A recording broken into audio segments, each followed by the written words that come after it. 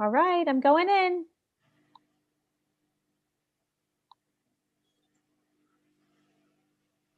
Hello, everybody. Welcome to our live demo today. If you can hear me and we are actually live, type llama into the chat so I know we can get started and go ahead and get going. We have an awesome demo planned for you today with Kateryna or Kat, and she's doing ink and watercolor with a botanical illustration, maybe something that you can put in your own home. It's super fun and super cute. So if you can hear me and we're ready to go, type llama in the chat and we will jump in and get started. Type llama. All right, I'm hearing myself. That's how I know we're good. So my name's Anna. I'll be your host this afternoon, evening, wherever you are. And we have Kat, as I already said, here with us today, who's going to do an awesome demonstration with botanical illustration and maybe some realistic art decor that you can hang up in your own home. So it's really fun. This demo is not really a step-by-step tutorial. That's for the mini workshop, and I'll post the mini workshop in the link so you guys can check that out. If you're really loving this demo, make sure you sign up. And at that time, that's when our artists will showcase everything step by step. But for now, this is their process. So I hope you stick around and see. If you guys have questions, just type question in all caps into the chat so I can see it clearly and then follow that with your question. We do have a Q&A at the end of our session. So if I don't get to your question right away, don't worry. I'll make sure to get all the questions answered at the end.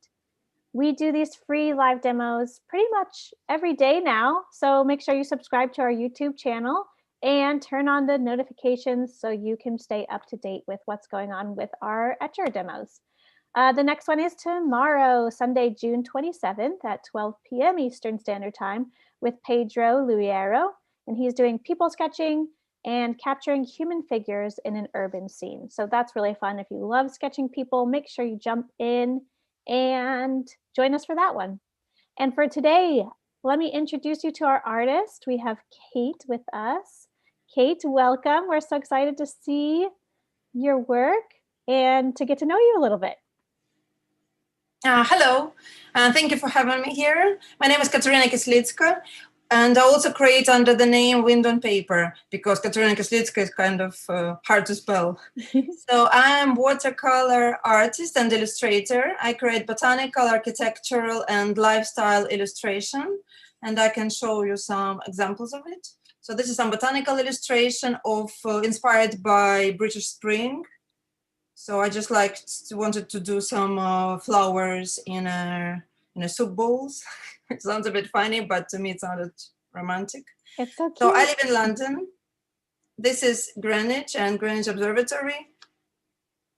I come from Odessa in Ukraine. It's a city near the sea, and this is our museum, which inspired me to become an artist. So I created a little tribute to it. And about 12 years ago, I moved to London. This is Fleet Street in London.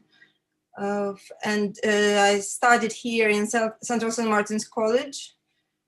And since then, I'm illustrating. So I'm doing lots of houses, lots of buildings. Most of them are inspired by London or British architecture. And I really like botanicals. I like organizing my illustrations in some shapes. So today we will be drawing heart-shaped illustration. This is some wreaths that are circle-shaped. I also do lifestyle illustrations. So during our first lockdown, when we had to stay at home, I did some illustration based on their rooms. So this is garden, this is kitchen. I also have bedroom and living room. So I like creating little objects and try to organize them in a similar color palette. I also drew people. So this is about gardening. So it's mother and daughter going to plant a tree, which I think is also nice and symbolic. And this is something similar to what we'll create today. This is a seasonal floral heart, which I'm working on at the moment. This is summer. This is spring. So we will do a simplified version of this today. This is summer as well, because just at the moment, London is full of hydrangeas. They will be fully blooming in a couple of weeks, but now you can see quite a lot of them already. And my latest project, it's about English style. So it's also lots of flowers, but also some pieces of garments, pieces of clothes for every season. So this is summer, this is June, this is spring, gardening gloves. I love all that. So this is a quick glimpse into what I'm doing. And this is a heart-shaped magnolia illustration that we will try to recreate today. I will be showing you how I'm drawing it, how what colors I choose, where I start, and I hope you will enjoy it and you will get a nice piece of work at the end. So now I will show you the materials which I will be using.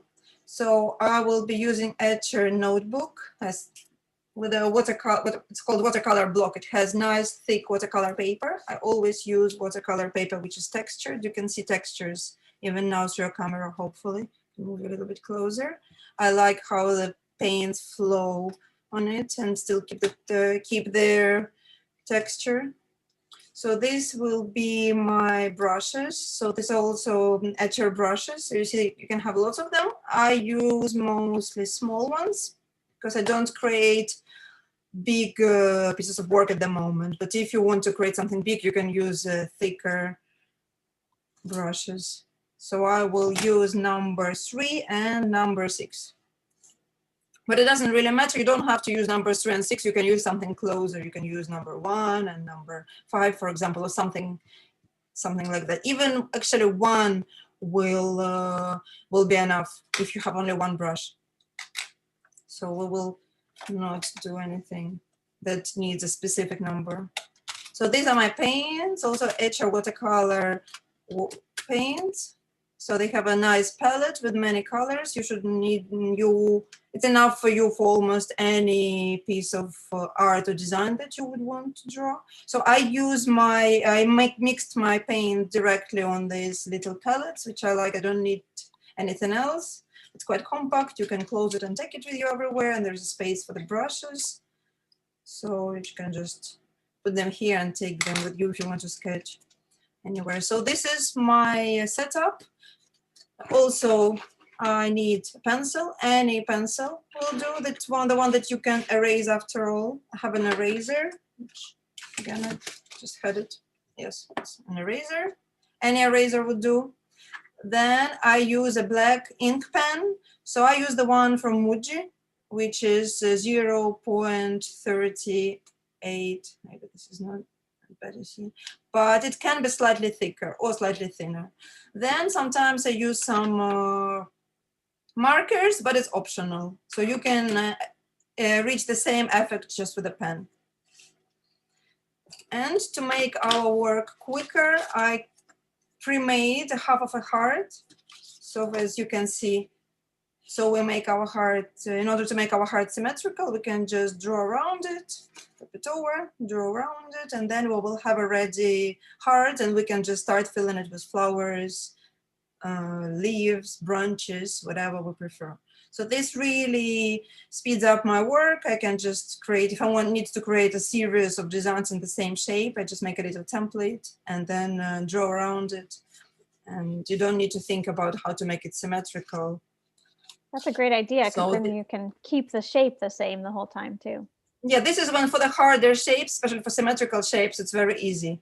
And then when I create something round, you can just draw around the glass, for example, or the plate or a lid or something like that. For the next mini workshop that we will be doing, we will need a plate or a lid of the size that we will fit our piece of paper, our page. But today we will do the heart. I hope you have prepared your heart.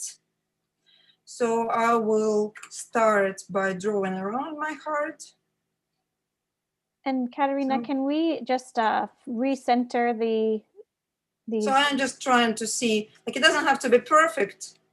So I'm just trying to see how it is, how it looks more or less central. So this side and this side are more or less the same. So then And just draw around it. You can use a ruler to make it, to put it in the center if you want. To make a line in the center and then just to draw, see from that. That's perfect. But for me, it doesn't really matter if it's slightly not centered, because then usually after I draw, I photograph my works and Photoshop the background of it. So I would cut out the background anyway. But in this case, I think it still looks quite good, and it can be framed if you would like to frame it, or you can use it as a gift, or I think it's just a nice piece of design to have. Yeah, this is going to be so fun. Yeah, Can't wait to see it. Yes. And now I start with the composition. So I try to put their largest elements first to see how they feel the space. So since this is our reference picture, I will draw those big pieces first, and then can see where the medium-sized objects will go, and then fill all the other spaces with the little flowers and the branches.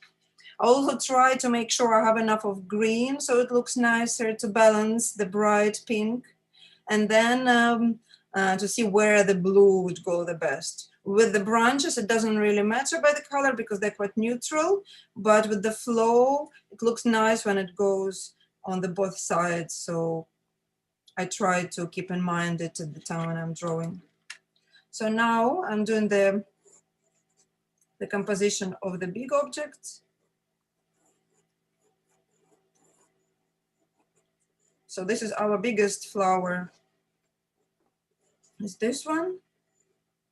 And I try to draw it so it follows the lines, try to draw the petals so it follows the lines of the heart.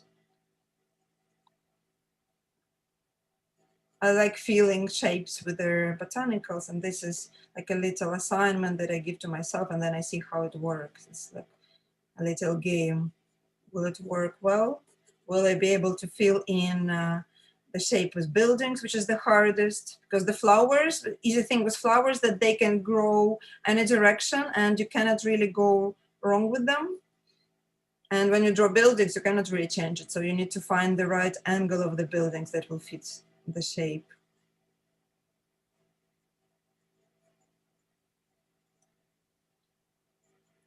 So this is our main close-up shape, close-up magnolia flower. I really like to draw magnolia flowers. They're probably my first, most favorite plants to draw.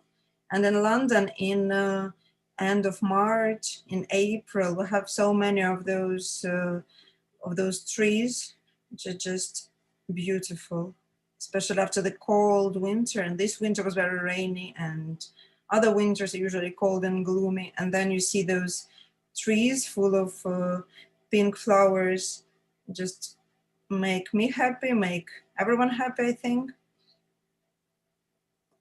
So yeah, just always try, every spring I try to draw some magnolias. Yeah, finding the beauty around you, right? Yes, and in London it's just so easy with the plants because with our climate, almost everything grows.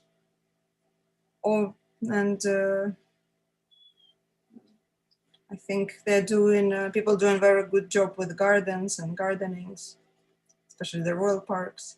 So I'm trying to do the flow of the branches.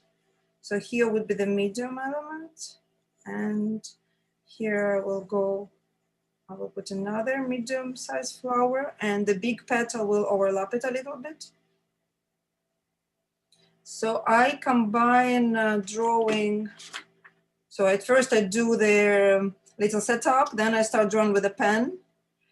Then I maybe add some color and go back to drawing with pencil just to see what I need more. Like, do I need more green? If I already painted everything pink, do I need something blue? So I try to take these decisions at the time of like as the problem comes. If I see that I need something more, then I add it. So I'm drawing this flower. So you can definitely go back and adjust things like if you feel like it needs more or something. If you're Yes, you can. Yes, that's what I'm saying. And also, even though watercolor is considered to be the hard medium because you cannot really change it, but sometimes if I do a mistake, at first I can do contours, but more like, for example, I can show you I do contours, and if your color, if your paint falls through their line, you can still add a little bit more of contours here and there to balance it. Or I can add just white acrylic, like I'm using just basic one that I can paint over. I try not to use it that much, but if there is a mistake, if something it doesn't work, I can draw on top of it. So I kind of like fixing mistakes when I'm drawing. It's another way of motivation and inspiration, because the white page scares me a little bit. Like not always, but sometimes when I don't have a finished idea. But when you start and then you see that this works and something else doesn't work, and then you can fix it and you see what you can fix. In this way, it becomes interesting. And So there's there's a yes, question, what kind of pen you're using again? paint, Pen. pin, Yeah, the ink pen. ink pen. I'm using Muji. This is a Japanese shop which sells like all sorts of things, containers and clothes and oils and like and some pens and pencils and stationery.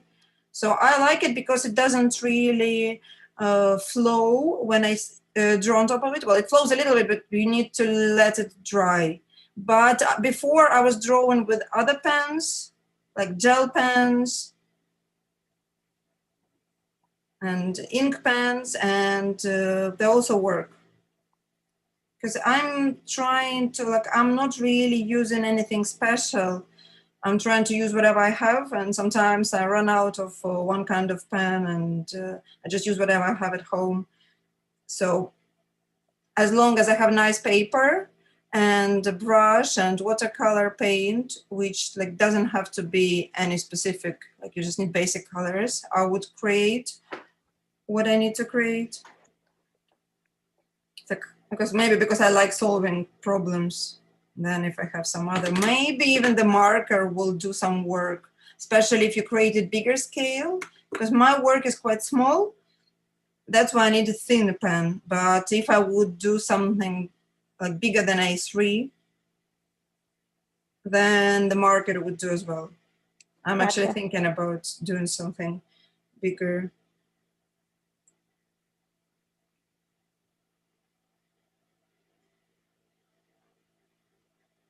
So it's okay to start with the thin marker and kind of thicken. If you need to, you can use that same pen and thicken later.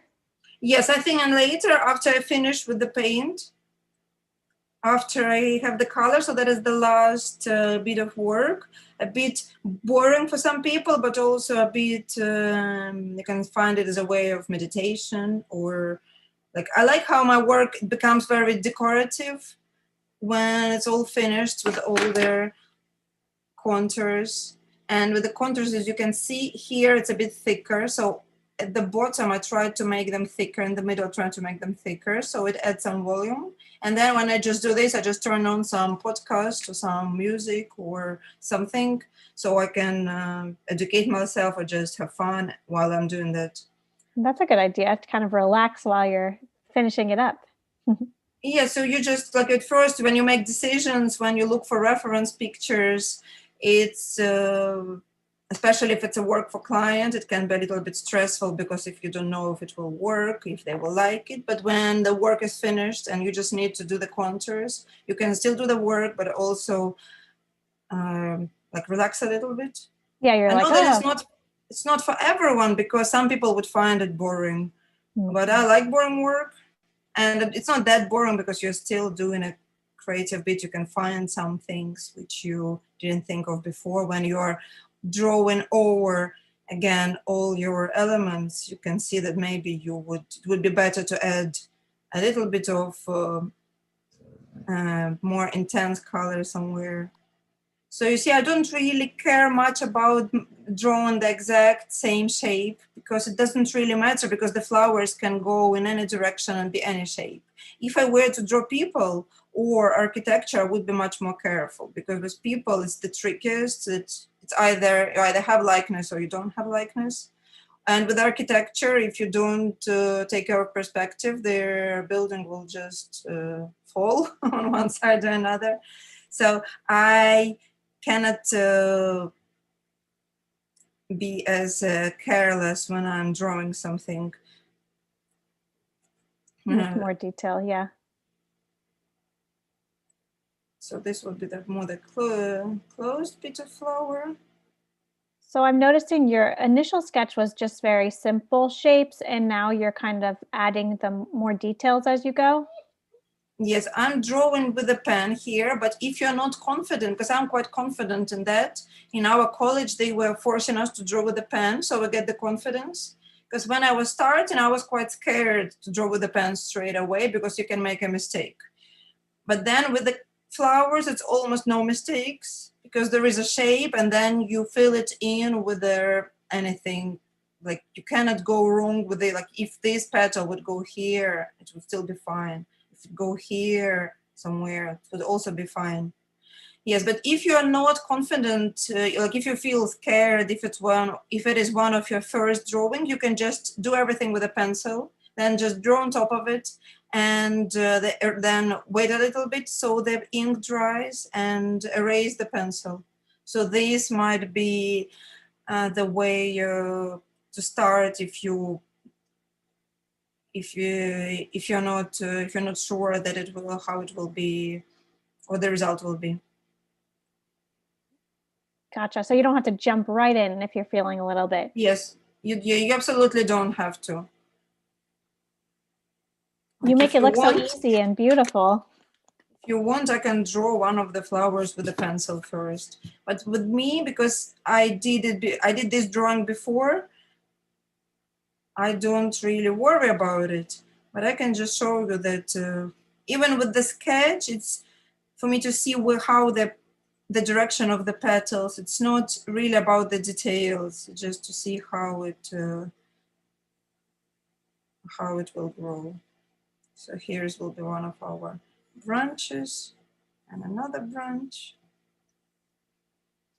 Here we have a leaf, another branch. And you also, did you start with the larger, you started with the larger items and you're kind of working down to the smaller details? I start with those three largest, then I add a bit other medium. Well, these are similar to their large. This can be smaller actually by composition. Like I already made it big because first I thought that I would give you a more detailed illustration, but then I tried to do it myself again after I drew it. And it turned out that you need a little bit more time than the time that we have for this little workshop, live demo. So I thought we will do something simpler. So I just added big elements and smaller elements. And then if we have more time, we can always add some other elements. We'll just see how it goes. Awesome. And just so you know, since we're speaking about time, we're just passing our 20-minute mark. Okay. So maybe I need to speed up a little bit. It's looking beautiful. I hope you guys are all enjoying this as well. And if you have any questions, don't forget to post them in the chat for us as we're continuing through our demo. So I will add some leaves. Draw over this flower that we started.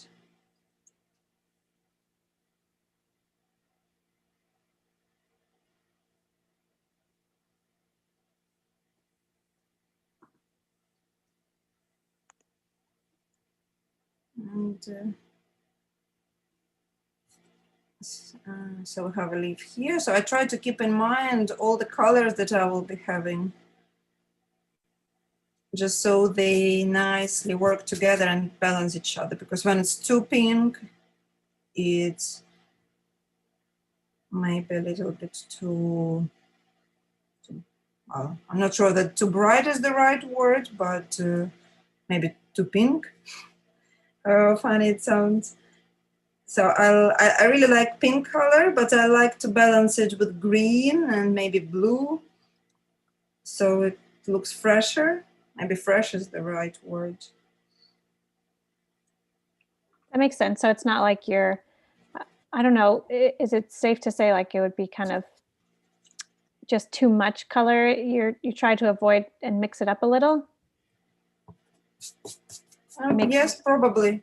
I think it just looks, well, I think fresh is the good word, because when you add green, it also looks nice, and then you look at some blue to balance, because blue is actually close to pink in on the color scheme, and they work like a great gradually helping each other, blue and pink.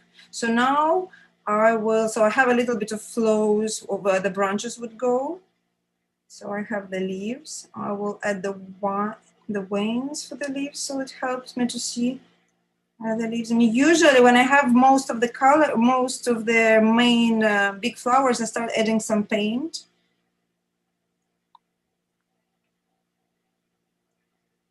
I'll just try to see. So here we have some flower bud. This is a little element. So as you will see, I add main object, and then they will all be connected by branches. It will be like a little labyrinth, all kind of connecting together. So now I will draw where the blue flowers will go. It's little forget-me-nots. So I think they're quite easy to grow. So this one is, you can see it from the side. This one is facing you.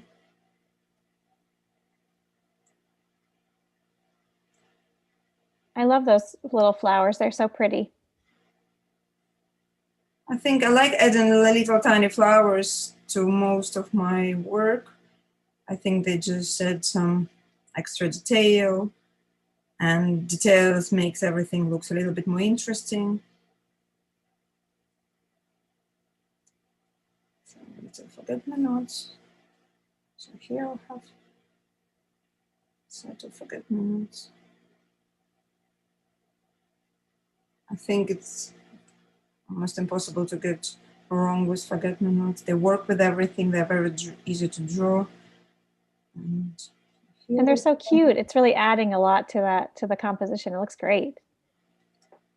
So at the moment I will start using some paint, and then I will come back to drawing to see what maybe we will need to use to draw more forget-me-nots.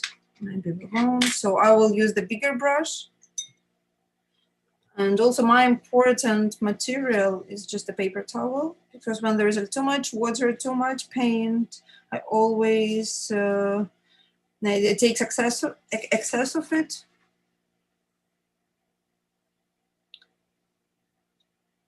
So if you need to lift it off, you have that option handy. Yes. So I will be using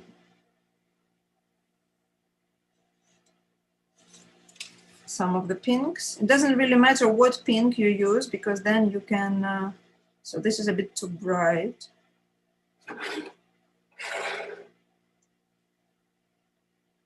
So I add a little bit of water to it, and then if I think it's too bright, I just observe it, and then it becomes nicer, paler color. And with magnolias, you can use any paint, any pink paint. It can be more closer to red shade, closer to purple shade. I think that all works. So with the big element, so I draw on the contour of it and leave the white in the middle. I'll try to take. So here I will try to use. Wash it. So this is just water, it's supposed to be water. And then it's one of my favorite parts. I add some of the paint, and it just does its own job. It flows nicely and creates nice texture.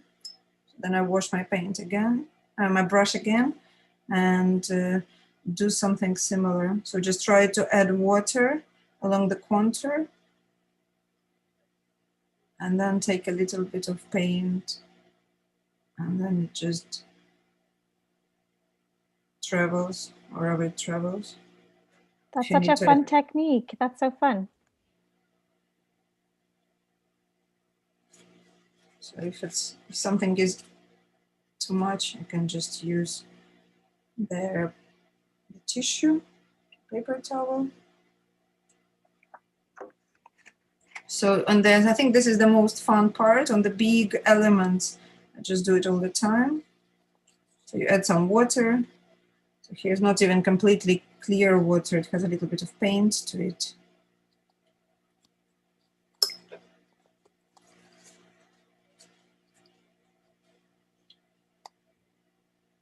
So you're kind of letting the paint work on its own with the. This is the beauty of watercolor, and it's hard to create the same artwork because you don't really know where it will go. Well, you can be very precise if you try, but I like that they're all different. So here I added a little bit different shade of pink. So if you want to see which ones I'm using, if you're using the same watercolors as me, so this is those close to red, next one, and this is more pink, which goes close to purple. I don't have a paper palette that some artists are using to remember which paint is what, because at first I think I remember, at second I like surprises. That's one of my favorite parts of being an artist. I even sometimes use the paints which were on my palette. I never clean them because then you can mix them together and then they bring you some interesting shades. So before I was using purple somewhere here because I was drawing bluebells, and I can use a little bit of that purple and it can add a different shade, like slightly purplish shade to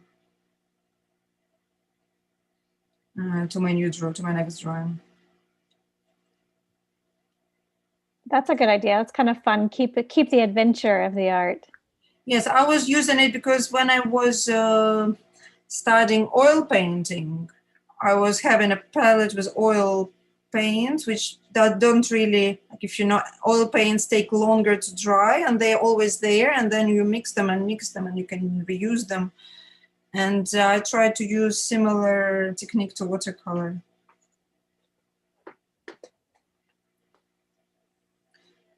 So I don't really worry if the paint goes across the contour too much, because then I will use I will add to the contour even more.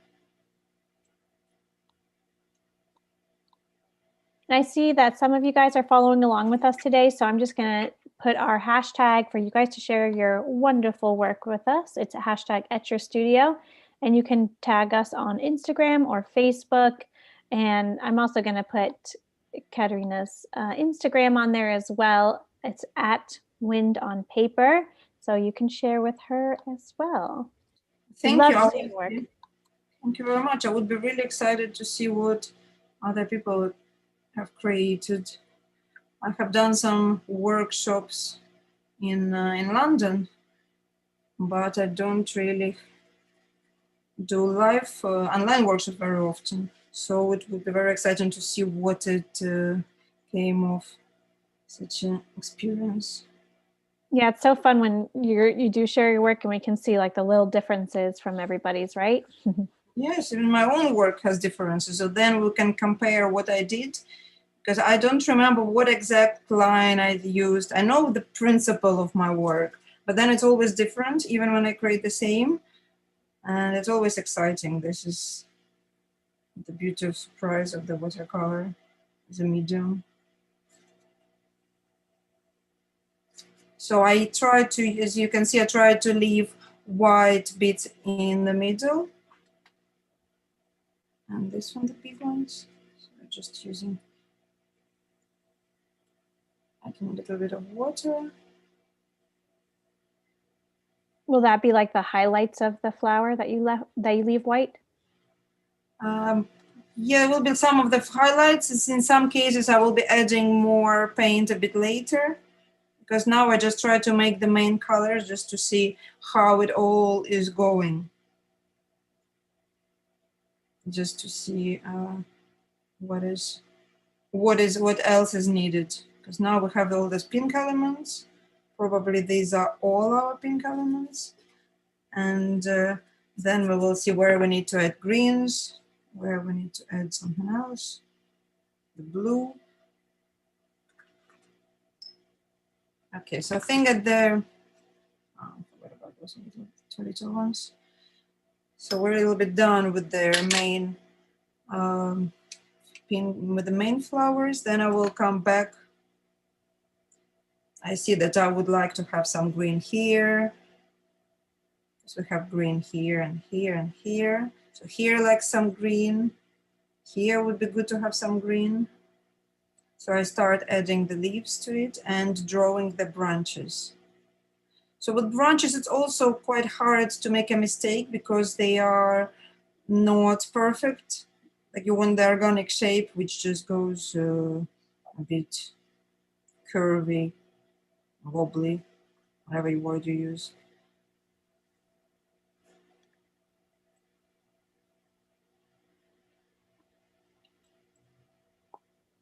I love this process because I feel like you really can take the time to see where you wanted everything, like the colors, the placement of your drawing. It's so cool to really take your time and slow down and map it all out in a way. And you take decisions all the time through the process. Like sometimes if I need to have two versions of my work, if I need to have black and white version and the colored version, I have to finish the sketch, the drawing first before I start painting. In this case, it's you have to be more precise to make sure how it works, because when you draw, add some color, then add some drawing, then add some more color, you may be more flexible. I try to find positive moments in all the processes that I have. Just make sure to wait a little bit so the ink dries and the paint dries, because otherwise you can make your work look messy. So and I'm going to go ahead and mention your mini workshop. I see a lot of you are painting along, and if you're really enjoying this, good opportunity for you to jump in and get some more details and more step-by-step process will be on July 14th with Kateryna, and she's planning something awesome for us, similar to this with the botanical illustration. It's going to be great. So I posted that in the chat for you guys. It's on July 14th, and I hope you sign up and join in for that. Yeah, we will be drawing a little bit of architectural elements. I prepared a drawing of my painting of Hyde Park in London with their Lido Cafe, and it's in the shape of a circle. So I think it looks nice as a painting, as a piece of design. So I think it also should be fun. It has nice summer flowers, and I think we will have a nice outcome. So here I added the leaves, some leaves, and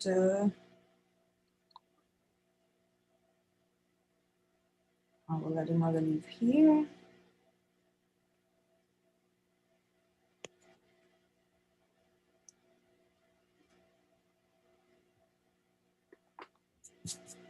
I'm loving the process. It's so fun to watch this too.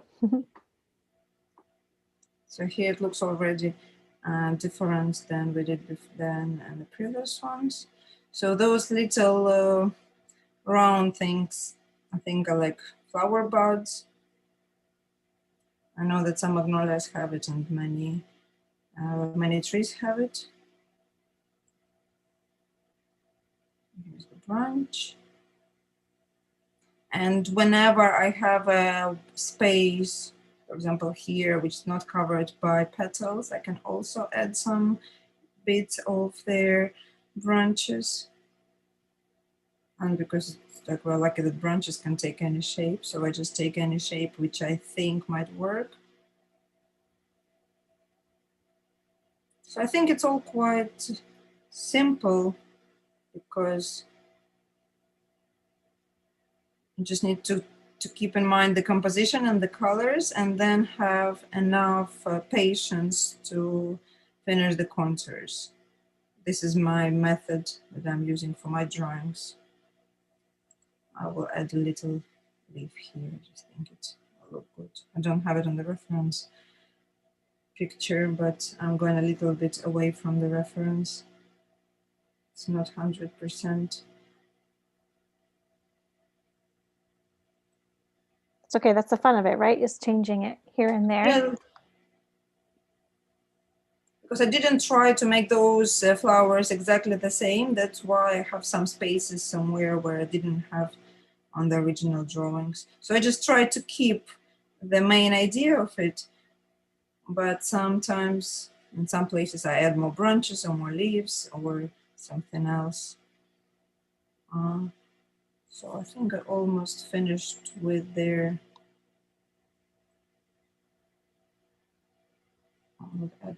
almost finished with the drawing.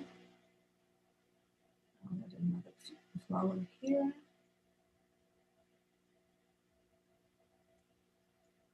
Another leaf here.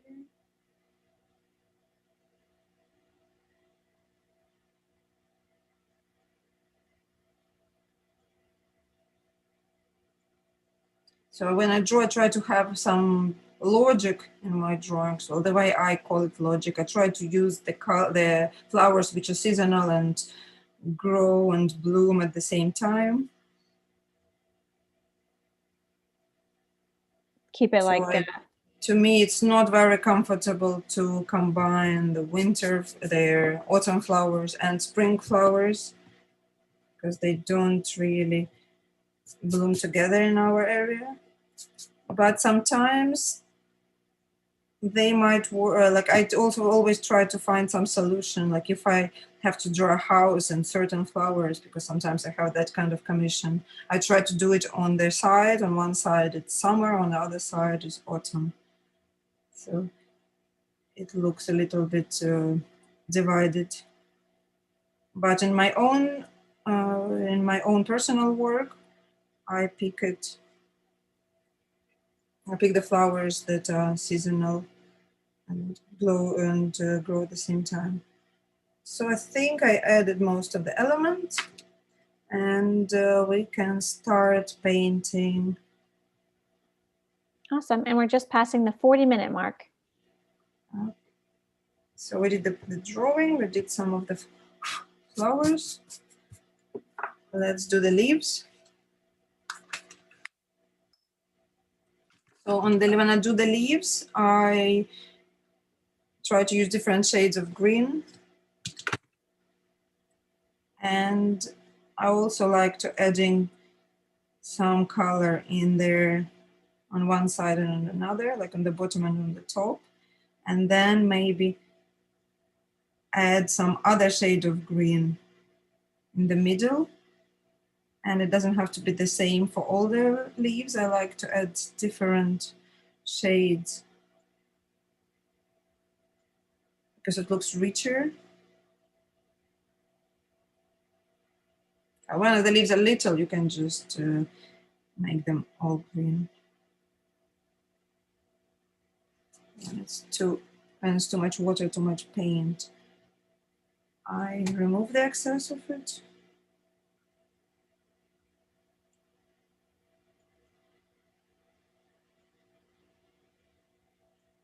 I love how you play with the colors and like it's so daring to just mix them and all that. It's really fun. Oh, thank you. I like the idea that you cannot really go wrong with it. Like if you don't like how some of the paints don't work, so now I'll try to use the brighter green for some, it's not exactly highlights because my work is a bit realistic, but I don't see it as like very realistic. I see it more as decorative, so I just see something that looks nice to it. I don't do many shadows and highlights. I do some that when my purpose explains it and needs it, but I don't try to make them as they are in nature. So we added some bright green, then I add darker green. Somewhere when it's too dark I can remove it. I like that when I remove some paint with the paper towel, the paint is still there, but it starts blending a little bit with the other shades.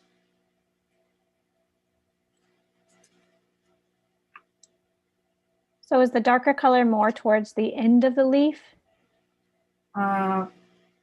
It's in there at the bottom, like for example here I'm having it can be go along, definitely not in the middle. So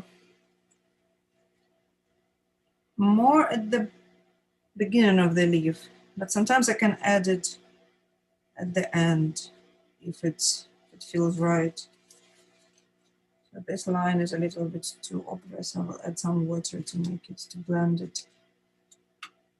And also, good thing about watercolor is that you can wash it. I just always remember that when I was about 7 years old, I was going to their drawing class, and once somebody made a mistake.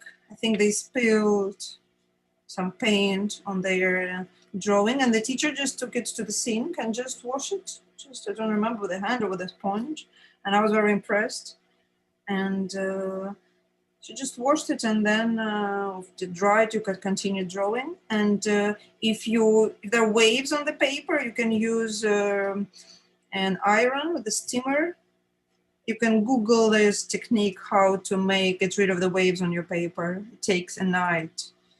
Because I don't really stretch my paper. Because good watercolor artists, the professional artists who work only in watercolor, they always stretch their paper. I don't do it. I use those pads. As you can see, the paper is secured, so it prevents the paper from getting waves.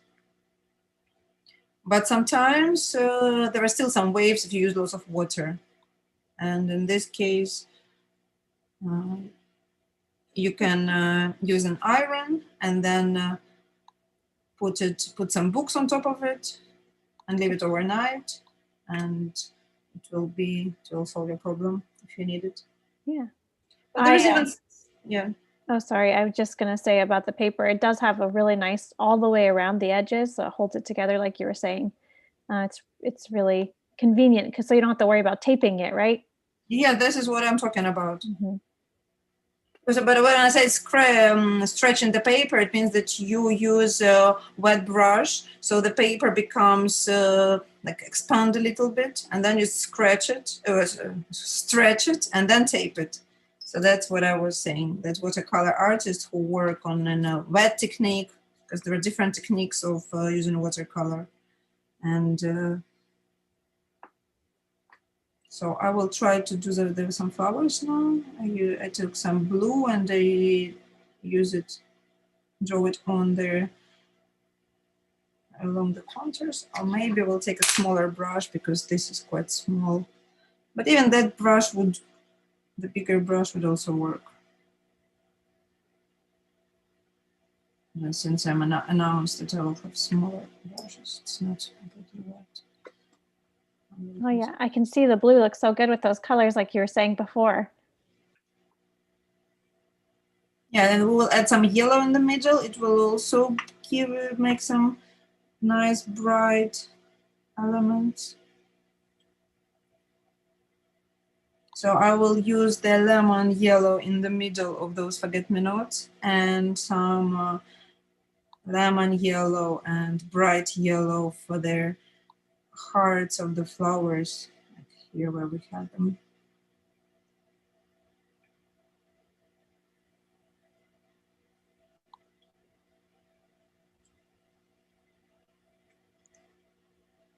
So we have forget-me-nots, most of them. So this one I think I forgot to connect it to the branch. I think we can add one more forget-me-not here, because here we have a lot of them and here we don't have. So I would add another flower here, because that's when I draw, always see what is missing, what will look better. So I think in this case it's more finished. Maybe even here we need one. Yeah, we'll add one here, which is will be a side view of the forget-me-not.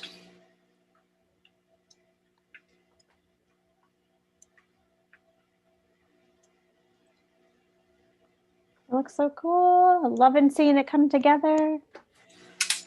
Okay, so while this is drying, I will add some middles of the flowers, which is just little doodles to make them look fluffy. Some of them will have contours to them. Some of them just will stay like they are. And I will start doing, so did we do, I will add some green to some of the flower, to some of the leaves.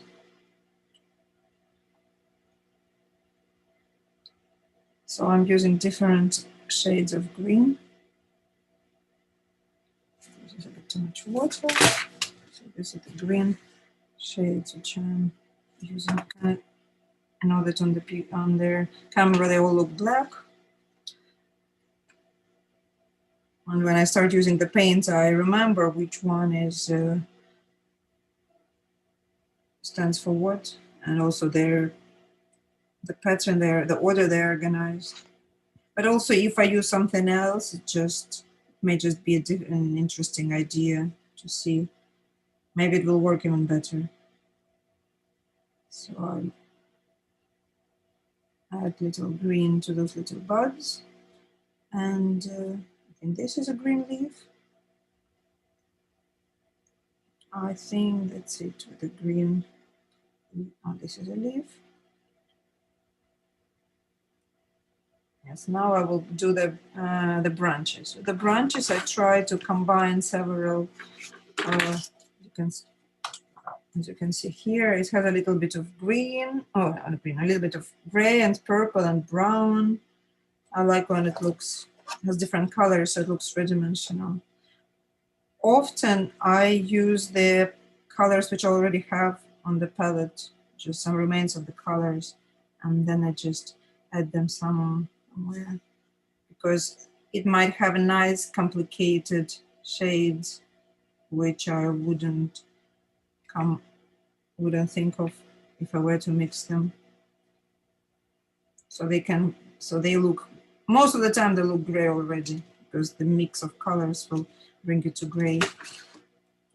And then if I need some a little bit more of purple or brown, I will just add it from the main paint. Because as you know, the trees, we think about them as brown, but they're not really brown. There are many different colors. It also depends on how the light flows on them, what part of the tree is that. And also I have my own needs. If I have pink flowers, I try to maybe take a little bit of blue so there is some contrast. And I see you're kind of leaving some more white space in the branches as well. Yes, I always like to add some white. So you can see the finished one, it also has some highlights. I don't really call it highlights, probably they are highlights. Because when I draw something, like if I were to draw like a pot or a cup, I would add highlights there deliberately. But here on the tree, I just try to see what colors, what shades work nice with each other.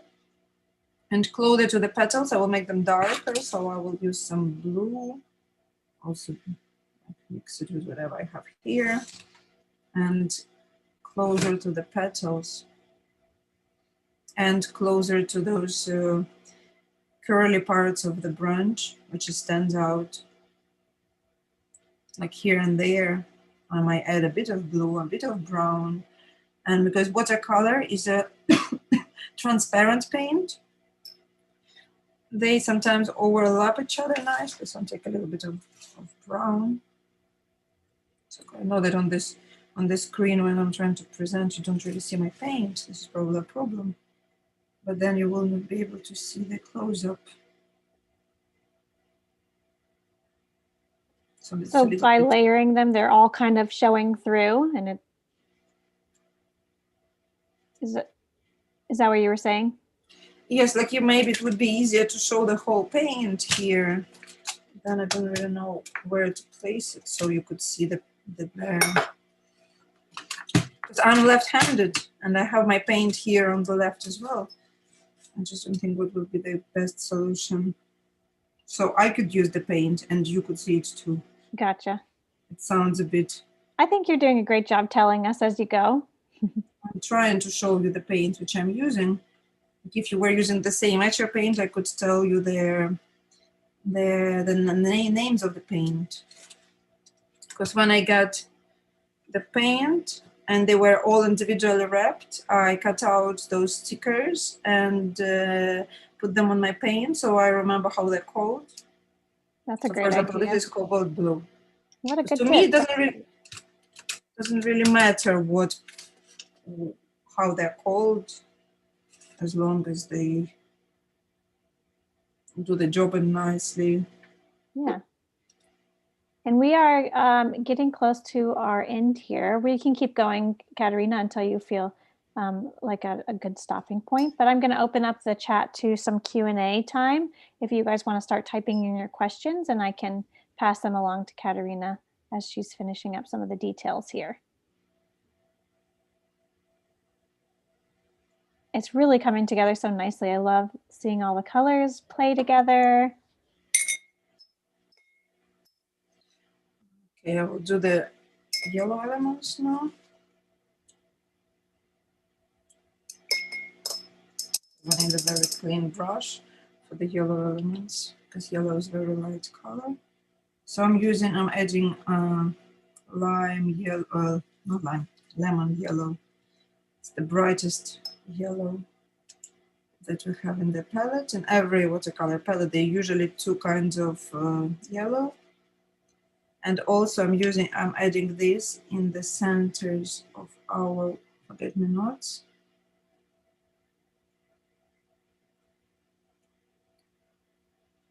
One of our viewers says, I'm really loving it. Thank you. Very nice to hear. And so there's still the longest part of it is actually to do the contours. Doesn't look like we'll do much of the contours now because I want to show you how I finish the flowers. So with the flowers, I will add a little bit more of the probably water. I'll take the bigger brush now. And we'll do our trick that we were doing, just so the paint doesn't really flow much. Probably this will be the better example. Yes. So the paint just takes a nice. Oh, that's cool. Nice so direction. You're kind of just helping it flow to where you want it to go. Yes, or it could just. Sometimes it can flow wherever it wants to flow, and in many cases it looks quite good. So some of the petals it have a nice line in the middle. It's maybe a bit too bright, but maybe okay.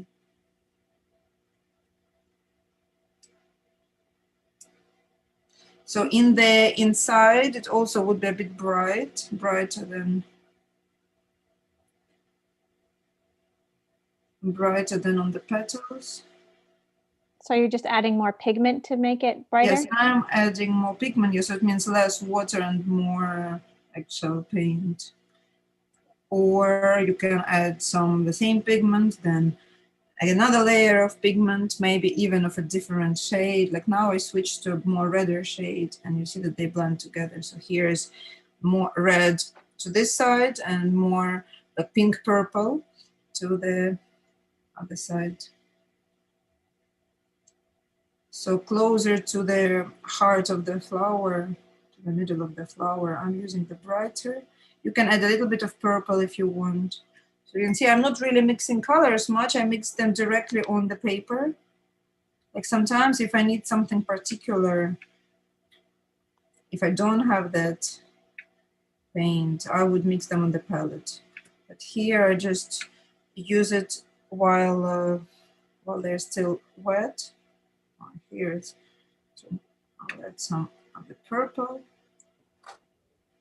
I like how you said you're painting close to the heart of the flower, and we're painting a heart, a flower. So that was convenient. So now I will be doing some, so I'm taking some pink and just trying to make some dots.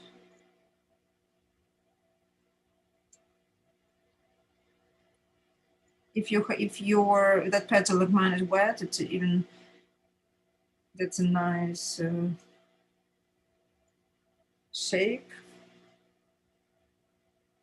It flows around. So I try to change the color. So now I'm using the pink, which is close to purple. But I will take some pink, which is close to red now, or even some purple. So this is a different pink. Maybe you can see the one. So when they will be drying, they will be becoming a bit lighter.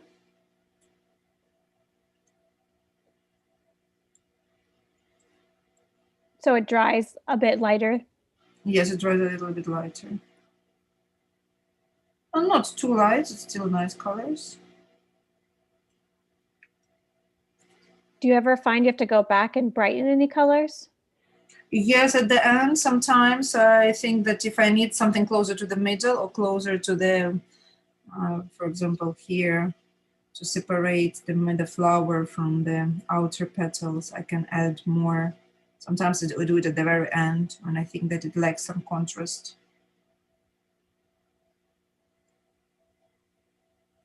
That's what's neat about your process. I feel like you take all the steps you can go back and like still make additional changes. Yeah, this is the right thing about to say about my process. I usually go back and look at it. Like I try to keep it in mind all the time, but it's not that I did one stage and then it's done. It's always looking and checking and making decisions and making. So we did most of the painting, and now I still try to hope to do a little bit of the contouring, because this is an important part of my work. Awesome. Yeah. I'll try. So now I take a pen and do the contours. So the pen, you just try to make sure to draw on the dry parts, because it can make the work look messy. See, I'm trying to do it fast, and I made a little bit of mess on the paper. But then if I do some mess, I usually draw some other flower on the side, or some bee, or some water, or some butterfly. So there are sometimes when you do some mistake, you can find a better solution for the painting altogether. So I try to add some, in some places it's thicker line, then it's thinner line, and I think this creates a nice volume everywhere. Is there any particular place that you look to add the thicker lines? The connections, like for example, here you have some corners, connections of their elements. Like here you have the closed petal and their petal which just comes out. And usually at the bottom of the flower, of the plants of the flowers, like I'm doing now. So the corners, the bottoms, the connections. So here, for example, is the top of the curve. I usually don't don't make it thick. So the beginning and the end of the curve would have a thicker All the concaves will have a thicker line. Gotcha. That's neat. It's like it's almost like a shadow in a way. Yeah, you can call it in a shadow, but sometimes I add more like more shadows, like closer to their, for example, on the branches under the petals. Sometimes I might add some darker colors like shadows, and even here, like I added some blue under them.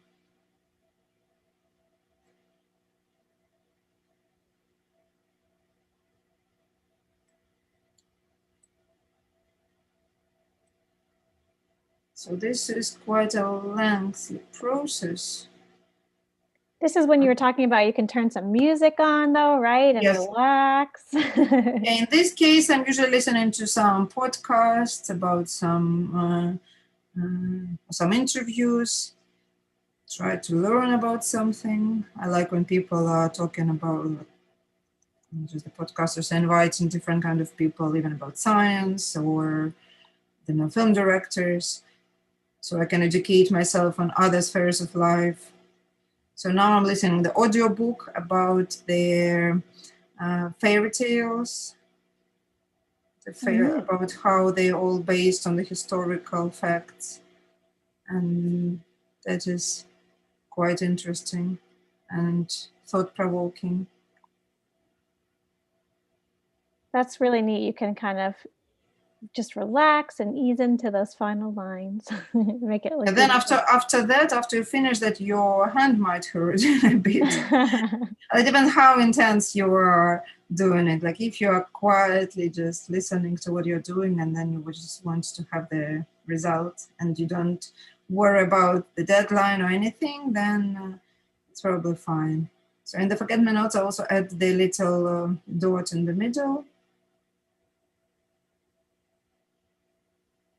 One of our viewers says it's so relaxing and she loves painting and listening to the audiobooks as well.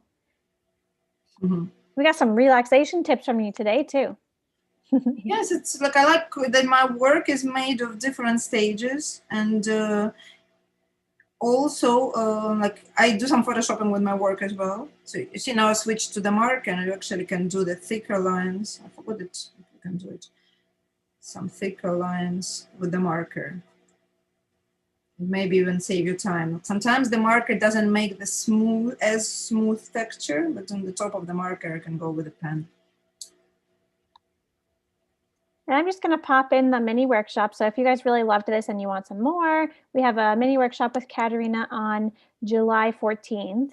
And you can click that link and check out what the reference photo looks like to see an example of that. It's going to be awesome. So I hope you all can sign up and join in on that. And I'm also just going to drop our survey into the chat. We'd love to hear from you guys. So if you can take a minute and fill that out for us, we just love your feedback. And we also share it with the artist to let them know their feedback as well. So it's just really nice in general to hear from you all. If you want to take a minute to fill that out for us. And so on the mini workshop, I will be showing how to draw nice summer flowers. I will have poppies there and cornflowers. So there will be red and blue and yellow shades of flowers, and some daisies as well. And also it have a very nice summer feel. It will be Hyde Park in London, a place next to the lake with this architectural element.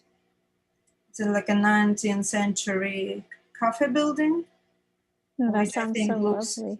Nice with those flowers and the lake. So you can kind of take the floral aspect that we did today and kind of add to it a little bit with the architectural feeling.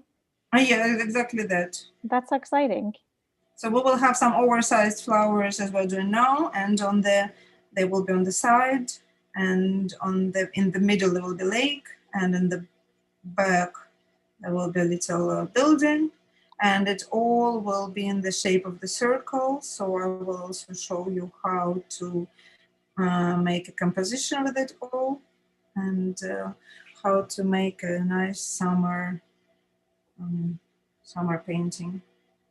Awesome. And I'm just going to post our hashtag one more time for you guys so you can share your work if you are following along with us today. We'd love to see it. And I'm going to throw Kateryna's Instagram in there again because she would love to see your work as well. Kateryna, is there anything you can walk us through as far as final touches for today? If they were to continue from this point on, what would those final touches be? Well, I would look like, for example, this particular flower that I'm trying to do. So try to add the thicker contour. You can use your marker, you can use the pen, you can use both. Like in here, I'm trying to use both now to say, to speed it up a little bit. So add some of the contour to some of the doodles in the middle of the flower. Not all of them, but just, 4 of them. And so I have to do this to the whole drawing. So that usually takes some time, but then the result is usually quite nice. And any drawing, even when I'm not happy with the actual painting, these can save to my, it's my own discovery how to make it, and I usually like the result. So you can even add some, I'm adding now some bright yellow to some of the bits of the hearts of the flowers. So the key is to add the contours and to add some darker colors, maybe where one element meets another element. So it can be a bit darker green on their leaves. I don't think it's particularly needed. Just sometimes I like to add a little bit of touch, just like a little thin touches there. That's awesome. And Kateryna, I'm going to put us back in the gallery view if you wanted to finish off the session and just let with any final thoughts for everybody. So I hope that you got the idea of how I created this drawing. It's just a shame that I couldn't completely finish all the contouring with it. But it's a very, like with the style that I'm doing, it takes quite a long time, so I don't think it would be possible altogether. But I think that you got an idea and you can finish all the contouring yourself and you will be happy with the result. And on our next meeting on the 14th of May, when we will be drawing their park and flowers and their drawing and the building, I hope that you would have fun too, and you would join us after today. Absolutely. Thank you guys for joining us today. And we'd love to see your work. So make sure you share with us and Kateryna as well. And we hope to see you on July 14th for that mini workshop. Thank you, Kateryna, also for the lovely demonstration today. It's so beautiful and it was super relaxing. So this is, I'll just take one more minute. So this is the reference picture that we had, and this is the one. So they kind of look together now. So I think that you just need to add a little bit of contours here and there, and I think that would be done. I think I finished with those 2 flowers, and we're almost there. It looks great. Awesome. Thank you, everyone. Have a great rest of your day. Thanks for joining us. Okay, thank you. Thank you for organizing it all. Yes, I'm looking forward to see what you came up with and how was your drawing. How was your experience? Bye-bye. Bye.